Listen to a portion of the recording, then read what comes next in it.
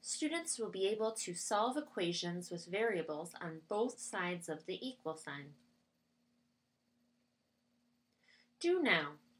Try these 3 questions on your own, so pause the movie and resume when you're ready. Number 1. First, we begin by distributing positive 3 to 2x and to negative 5, which gives us 6x minus 15. Bring down our negative 4x. Since this is a positive 6x, we do put the plus sign here. And that equals 31. Now I can combine like terms. Negative 4x plus 6x is 2x minus 15 equals 31. And I use inverse operations in order to isolate my x. So add 15 to both sides, which gives us 2x equals 46. Divide by 2, and we get that x equals 23. Number 2, we distribute negative 3 to 2k and to positive 4, which gives negative 6k minus 12. Bring down the negative 6, and this all equals 18. Now, our like terms are the negative 6 and the negative 12. So we have negative 6k minus 18, which equals 18. Add 18 to both sides using our inverse operations. So we get negative 6k equals 36. Divide both sides by negative 6, and you find that k equals negative 6. Number 3, 1/3 x equals 1/2. So, we need to isolate our x. Since 1/3 is being multiplied by x, the inverse would be to divide by 1/3, which is the same as multiplying by its reciprocal, 3/1. That cancels out our fraction, so we did isolate x. Multiply across to get that x equals 3/2, or x equals 1/2.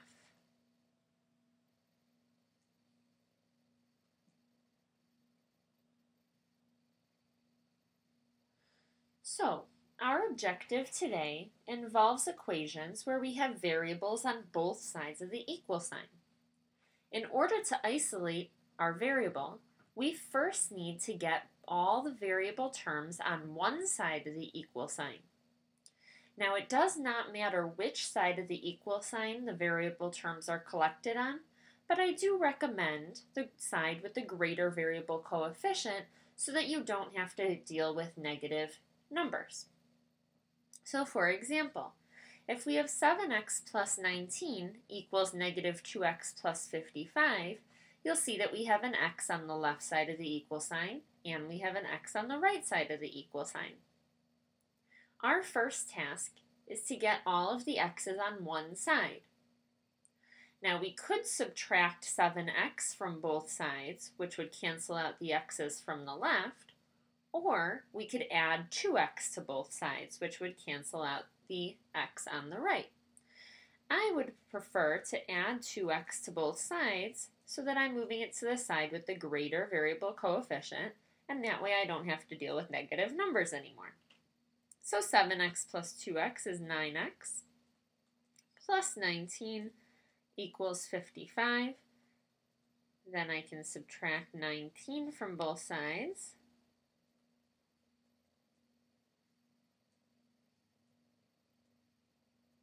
To get that 9x equals 36.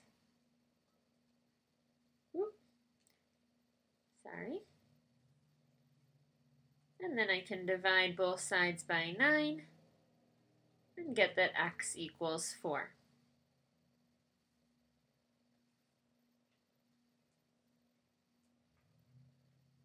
Number 2. I have a t on both sides of the equal sign.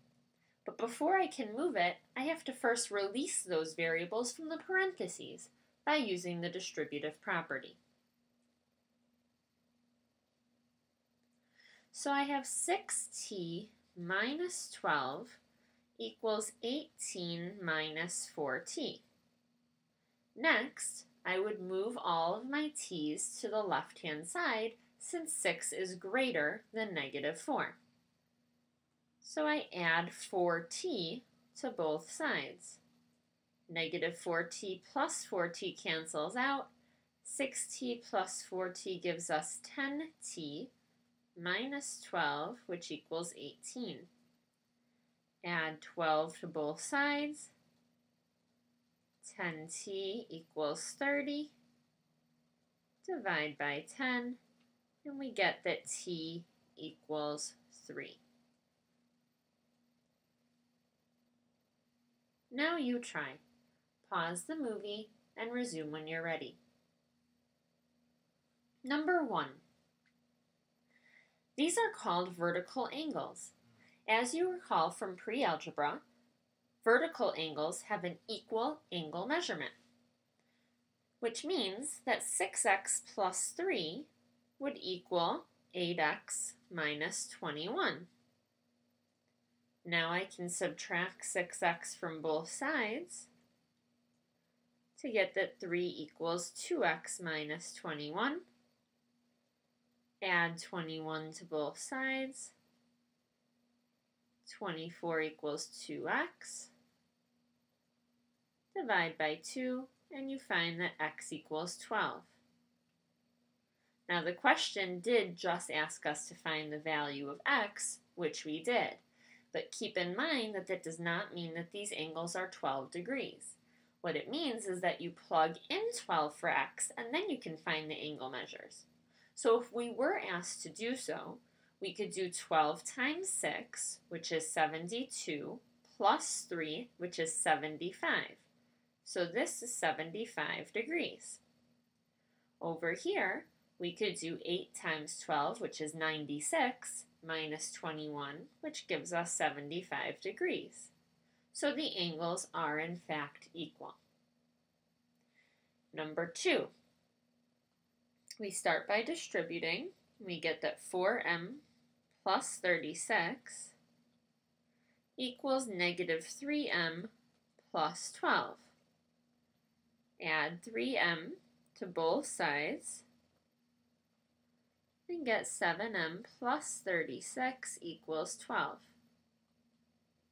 Subtract 36 from both sides. 7m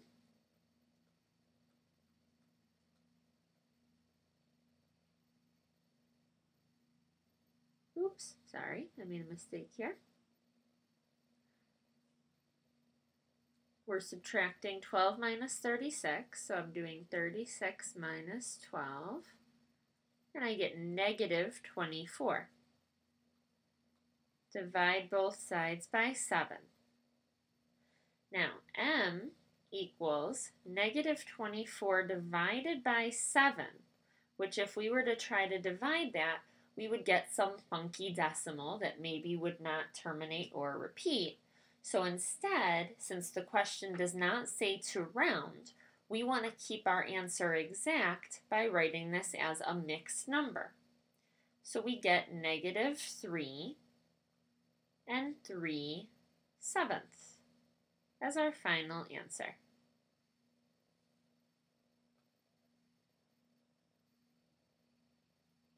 So far, in the problems that we've been doing, we've been able to solve for the variable and find one solution that when I plug in that number for the variable, it gives us a true statement. Well, sometimes there may not be just one solution for the variable. For example, number 1, I would start by distributing, and I get that 3x plus 6 equals 3x plus 6. Now, I have an x on both sides of the equal sign, so I would try to move them all to one side, which means that I would subtract 3x. from both sides. But you'll notice that that cancels out our variable altogether, and we're left with 6 equals 6. Well, that is a true statement. So when we get a true statement and our variable cancels out, this is called an identity. What that means is that x can be all real numbers.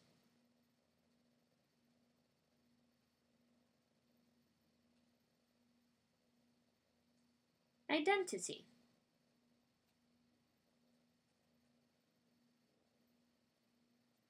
For example, if I pick the number 5, I can plug in 5 for x. On the left, 5 plus 2 is 7, times 3 is 21. On the right side, I can plug in 5 for x. 5 times 3 is 15, plus 6 is 21. 21 does equal 21, so that's true. 5 is a solution. But I can also pick a number like 1. 1 plus 2 is 3, times 3 is 9. 3 times 1 is 3, plus 6 is 9. 9 equals 9, so 1 is also a solution. So again, when your variables cancel out and you're left with a statement that's true, this is called an identity, which means that all real numbers are solutions. Now number 2 is a little different. I have x's on both sides, so I subtract x and find that they cancel out, which leaves me with 2 equals 4. But 2 does not equal 4. This is a false statement. So when this occurs, this means that there is no solution. So I'd write no solution, which means that there is nothing that I could plug in for x that would ever make this a true statement. Now you try. Pause the movie and try these 3 questions on your own. Number 1, on the right, I distribute. So I have 10 minus 8a equals 10 minus 8a. Already I can see that these are the same thing, but I'll just continue to be sure. I'll add 8a to both sides. I get that 10 equals 10. My variables canceled out and I get a true statement, which means that this is an identity. And that all real numbers are solutions.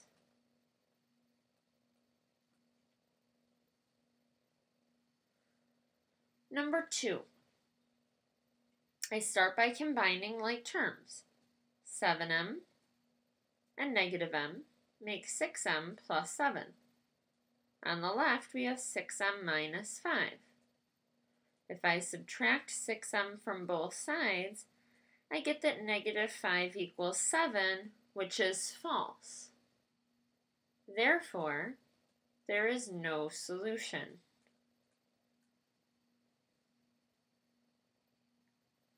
Number 3, I combine like terms 7x and negative 2x, which gives us 5x plus 9.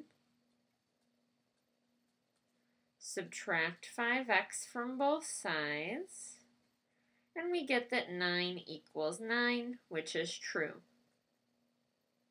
So this is an identity. All real numbers are solutions.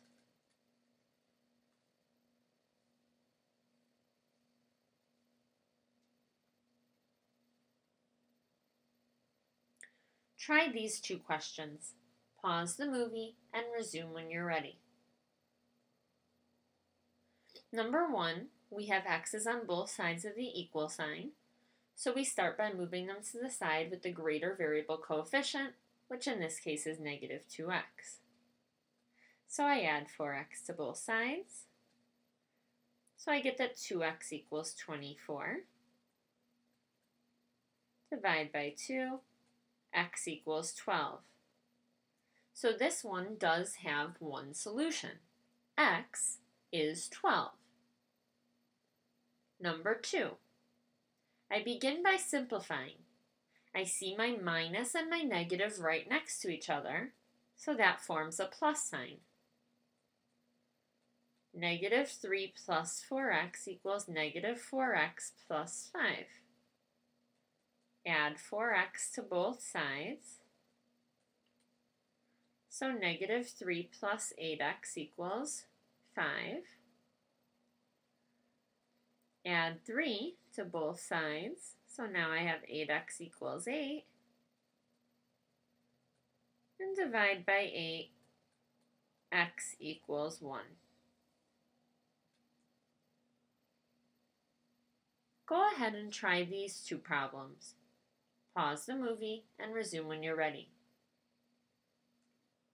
Number 1, we distribute the 4 to the 1 and the negative x to get 4 minus 4x plus 3x, and then distribute the negative 2, and we have that it equals negative 2x minus 2. Combine like terms, negative 4x plus 3x makes negative 1x, and I can bring down my 4, which equals negative 2x minus 2. Add 2x to both sides, and now I have 4 plus 1x, or x, equals negative 2. Subtract 4 from both sides, x equals negative 6. Number 4, we distribute 1/4. 1/4 times 12x gives us 3x, and 1/4 times positive 16 gives us plus 4. Over here, I distribute negative 3 and bring down my 10, so we have 10 minus 3x plus 6. X's on both sides, so I move them all to one side by adding 3x to both sides of my equal sign, and I have 6x plus 4 equals 10 plus 6, which is 16. Subtract 4 from both sides, so 6x equals 12. Divide by 6, x equals 2.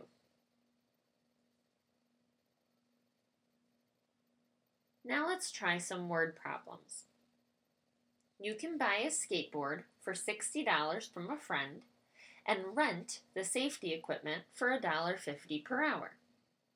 Or you can rent all the items you need for $5.50 per hour. For how many hours must you use the skateboard to justify buying your friend's skateboard?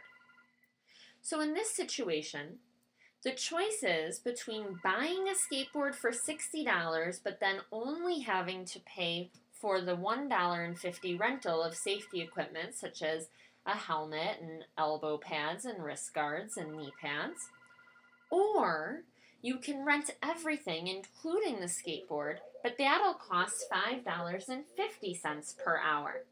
So the question is, after how many hours does it become cheaper to actually pay the $60 and own that skateboard and then have to pay less money per hour for the rental of the safety equipment? So, we start by defining our variable. In this case, x, what we don't know, is how many hours you plan on skateboarding. So let x equal the number of hours you skateboard.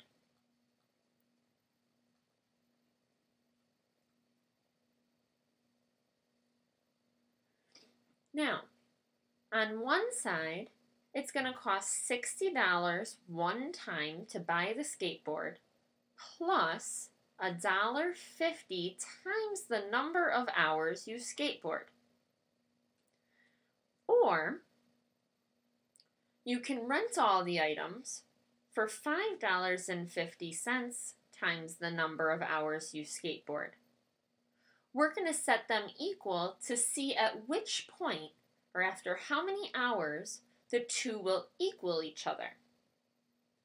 So I subtract $1.50x from both sides,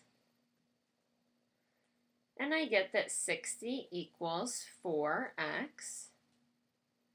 Divide by 4, and we get x equals 15. What this means is that after 15 hours of skateboarding, it'll cost the same amount to rent all the equipment and to buy the skateboard.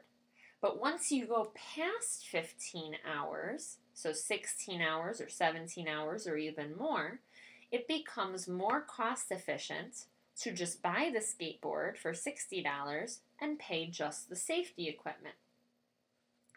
So, the question is, for how many hours must you use the skateboard to justify buying your friend's skateboard? And you would say you would have to skateboard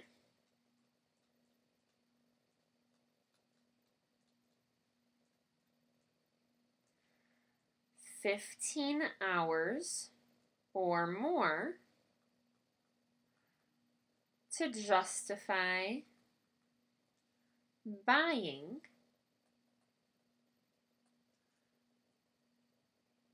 your friend's skateboard.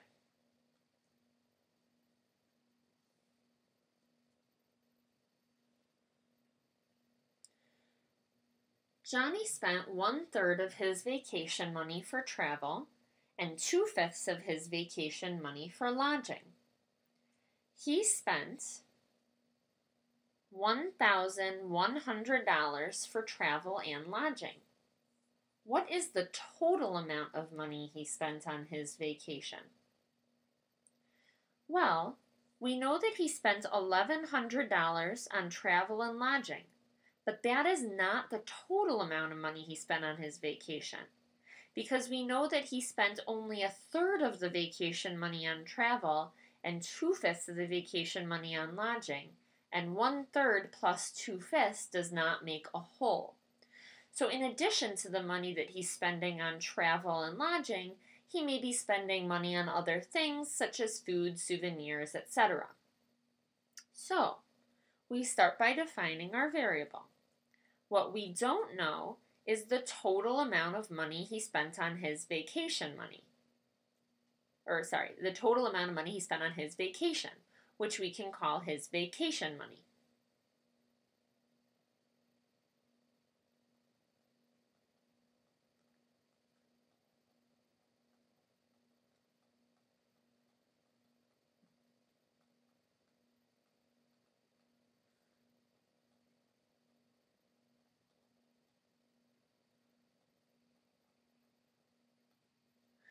Now I can go through and look for some buzzwords. So Johnny spent 1/3 of is a buzzword for times, his vacation money, which we now call X, on travel, and, which could mean plus or addition, 2/5 of, which means multiplication, his vacation money, X, on lodging. And he spent $1,100, which is a total for travel and lodging. So we write our equation as 1/3 of his vacation money, or 1/3 times X, plus he spent 2/5 of his vacation money, or 2/5 X. So then we have 1/3 X plus 2/5 X, which gives us the $1,100 that he spent on travel and lodging. Now I need to combine like terms, but in order to add these together, I need a common denominator, which would be 15. 3 times 5 is 15, so 1 times 5 gives us a numerator of 5. And 5 times 3 gives us 15, so 2 times 3 gives us our numerator of 6. And this equals 1,100.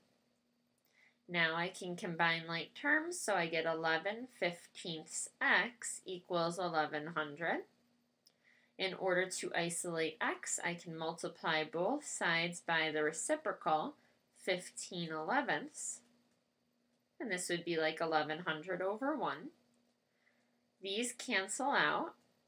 I can also cross-reduce to get 1 and 100, so x equals 1500.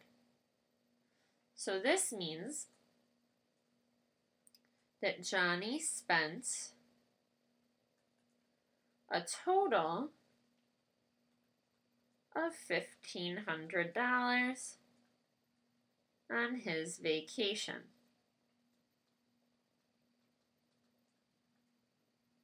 We can always check to make sure that this sounds right by rereading the problem and seeing if it all fits. So if Johnny spent 1/3 of his total vacation money on travel, that would be 1/3 of $1,500 or $500. Plus, he spent 2/5 of his $1,500 on lodging.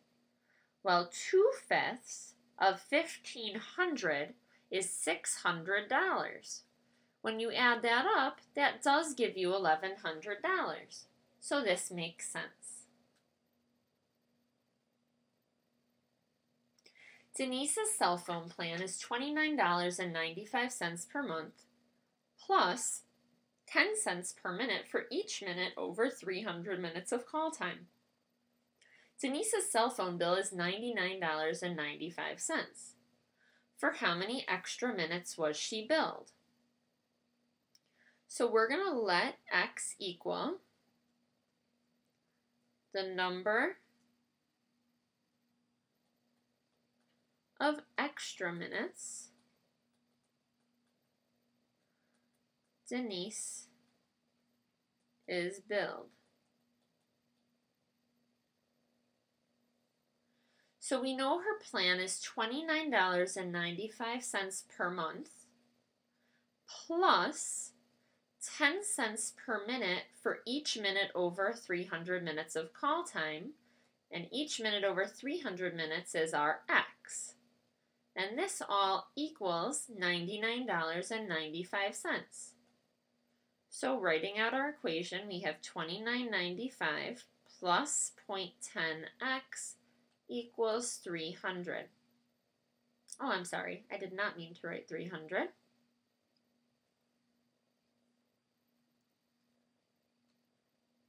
I meant to write $99.95. The 300 is actually built into the question just of her cell phone plan, which says that she pays $29.95 for the first 300 minutes and then 10 cents per minute for all the minutes after 300. So that's where the 300 comes in. It is not necessary for our equation. So now we subtract $29.95 from both sides of the equation to get that 0.10x equals $70. Divide and now for this we have Nancy the numerator in our house, doggy denominator outside. We move our decimal 2 spaces to the right, which means that we move our decimal 2 spaces to the right inside as well. So now we have 7,000 divided by 10. 10 goes into 70 7 times.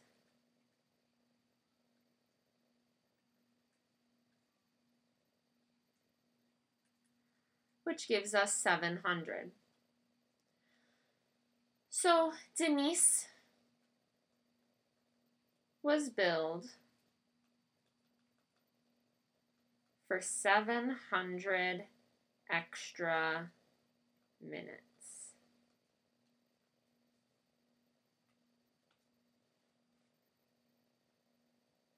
A flower garden has the shape pictured below. The diameter of the inner circle is 10 feet. What are the lengths of the walkways? So we need to figure out a way to write an equation.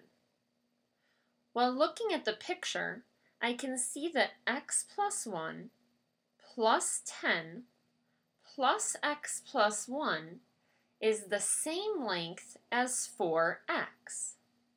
So I can set up an equation. X plus 1 plus 10 plus x plus 1 equals 4x. Now I combine like terms, so I get 2x plus 12 equals 4x. Subtract 2x from both sides. I get that 12 equals 2x. Divide by 2, and I have that x equals 6. So now, the question was, what are the lengths of the walkways? Well, I'm assuming that the walkway would just be this little segment right here. So if that is in fact what they mean by a walkway, then the walkway would be x, or 6, plus 1, which means that the walkway is 7 feet.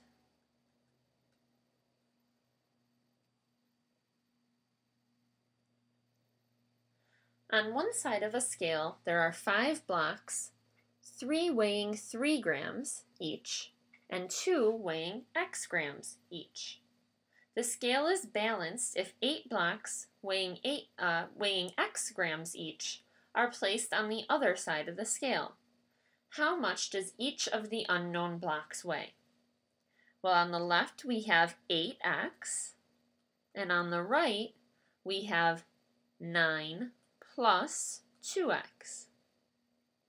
So we subtract 2x from both sides to get 6x equals 9. Divide by 6, and we can reduce. So x equals 1.5, which means that each of the unknown blocks